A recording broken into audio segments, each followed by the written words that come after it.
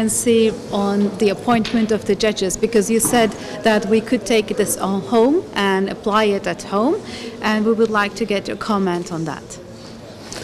I do believe that I've worked for the United States for 35 years as a member of the federal judiciary, and now 8 years with the state judiciaries. The purpose of the principles, whether they be Principle 13 or Principle 14 regarding the removal or the discipline or the appointment of judges, I think every country has a lot to learn from those principles. They do serve as guidelines.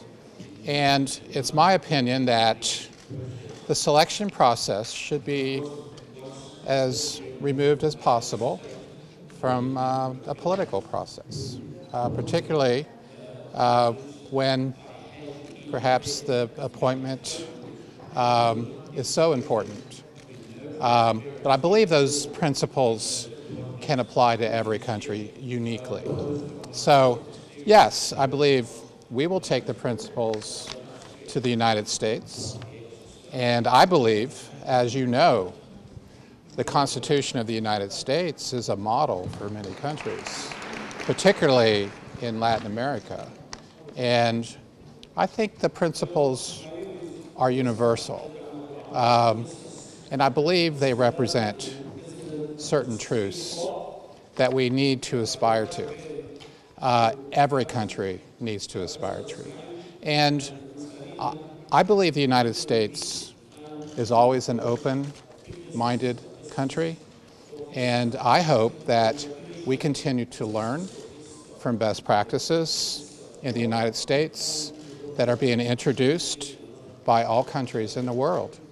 So that's basically, I just know that it's best that the judiciary may remain as separate from politics in all processes as possible so that we can be a neutral forum for giving the public equal access and opportunity to justice. I don't have firsthand knowledge. I do know that your electronic records system is providing better access to information regarding the court process in Turkey. I do believe, and I've worked here with the judges since 2009, I do believe the goals that have been established are being implemented, but I just wanted to say that I realize that reform transitions take time. And I've been involved in our reform transition in the United States to a more transparent information system took 10 to 15 years. So I do believe the goals are good. I do want to say that as you study the principles, all the principles here, it's important for all of us to take the lead on ensuring that these basic principles regarding public access, ethics, and transparency are administered fairly and promptly. I think it's really important. I think it's important that you know these reforms are not for governments, they're for people.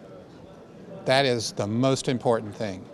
And that our commitment, my commitment, is that we make these reforms, the public's reforms, the people's reforms, that in my opinion, it's an expression that the leadership of these countries care about access and equality before justice. Well, I can say about transparency because it's one of the most important elements of the judicial system, which has not been the subject of examination or study at all until the Court of Cassation in Turkey initiated this project to define what transparency means.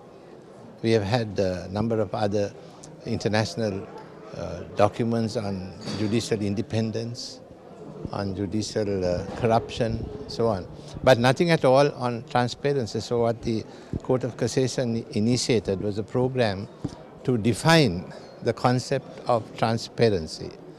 And I think many people even here were quite amazed to find that transparency is such a broad concept, and it is the subject of 15 principles in the Istanbul Declaration, which I think will make a dramatic change in the administration of justice if it is implemented, if and when it is implemented globally by judiciaries across the world. So that's what we are hoping, that this will become an international document that will be adopted by judiciaries.